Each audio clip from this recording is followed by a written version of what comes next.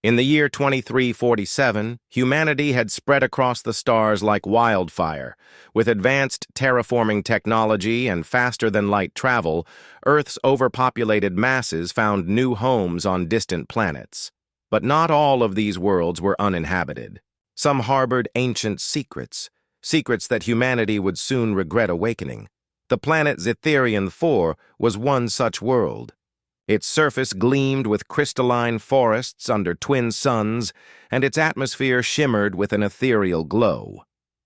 To the colonists who landed there 3 decades ago, it seemed like paradise. They named their settlement New Haven and began building a thriving community. What they didn't know, or chose to ignore, was the existence of something far older and more powerful buried deep beneath the planet's crust.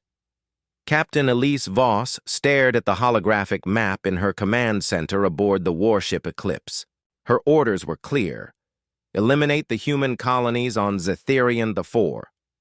The Interstellar Alliance had deemed them rogue outposts, refusing to comply with taxation laws and resource-sharing mandates. In truth, the colonies were struggling to survive, their crops failing due to mysterious environmental changes. But bureaucracy cared little for context. "Fire the plasma cannons," she ordered, her voice steady despite the unease gnawing at her gut. She wasn't proud of this mission, but disobedience meant court-martial, or worse. The ship shuddered, as beams of superheated energy lanced through the atmosphere, striking key points across the colony. Buildings crumbled, fires erupted, and screams echoed faintly through the comms channels before cutting off entirely. It was quick, efficient, and brutal, the hallmark of modern warfare. But as the dust settled, something unexpected happened. Deep. Below the surface of Zetherian 4, slumbering entities stirred. For millennia they had lain dormant, their consciousness locked in a timeless void. These beings were not machines or aliens, at least not in any form humanity could comprehend. They were dragons, though not the winged creatures of myth. Their forms defied description, shifting between dimensions and realities. To the primitive inhabitants of this galaxy, they appeared as colossal serpentine figures wreathed in flame and shadow, and now they were awake. Their awakening was not immediate. At first, there was only a low rumble, felt by the crew of the Eclipse's vibrations in the deck plating. Then came the tremors, shaking the planet so violently that even the orbiting warship struggled to maintain stability. "What the hell is going on?" demanded Lieutenant Harker, gripping his console as another quake rocked the vessel. "I don't know," Elise replied, her eyes narrowing at the readings pouring in from the planet's surface.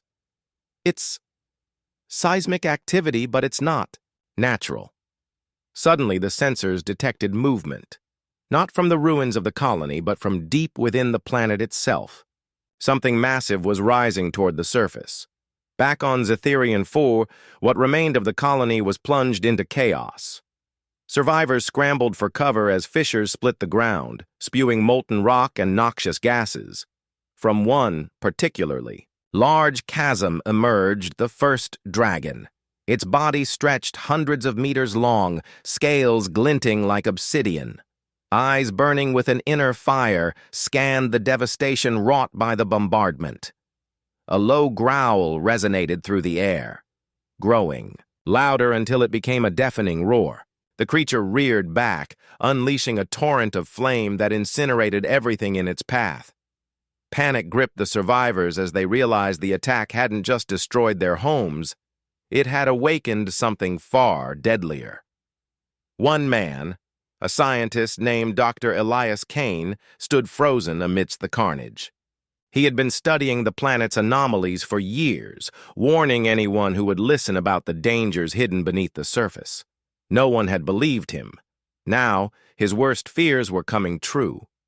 "They're here," he whispered, clutching a datapad filled with fragmented research. "They've always been here." As the dragon turned its gaze toward him, Kane knew he had mere seconds to act. Activating a distress beacon, he transmitted everything he had learned about the creatures. including their apparent sensitivity to certain frequencies of sound. It was a desperate gamble, but it might be humanity's only chance. Then, the flames engulfed him. Aboard the Eclipse, alarms blared as the crew watched in horror as the dragon obliterated the last remnants of the colony. Captain Voss clenched her fists, torn between retreat and retaliation. Before she could decide, the comm system crackled to life. "This is Dr. Elias Kane of New Haven Colony," came a shaky voice. "If you're receiving this, we failed. The dragons are real, and they're angry. Use sonic disruptors, frequency 312.5 Hertz. It's the only way to stop them." The transmission ended abruptly, leaving silence in its wake. "Sonic disruptors?" Harker repeated incredulously. "Against that thing?" "It's worth a shot," Elise said grimly. "Divert all power to the emitter array and prepare to broadcast!" The crew scrambled to follow her orders, rerouting energy reserves to activate the experimental weapon system. As the dragon ascended into the sky, its massive wings blotting out the twin suns, the Eclipse unleashed a piercing screech that reverberated through the atmosphere. For a moment, nothing happened. Then, with a sound like tearing metal, the dragon recoiled, its form flickering as if caught between dimensions. It let out a pained roar before diving back into the chasm from which it had emerged. Hours later, the planet lay eerily quiet. The crew of the Eclipse monitored the situation cautiously, unsure if the threat had truly passed. Elise sat in her quarters, staring at the report compiled from Kane's final transmission. According to his notes, the dragons were ancient guardians, placed on Zetherian 4 eons ago to protect something buried even deeper within the planet. Whatever it was, humanity had made a grave mistake in disturbing it. As the Eclipse prepared to leave orbit, Elise couldn't shake the feeling that they had only delayed the inevitable. The dragons were awake now, and they would not forget what humanity had done. Far below, in the darkness of the chasm, glowing eyes blinked open once more.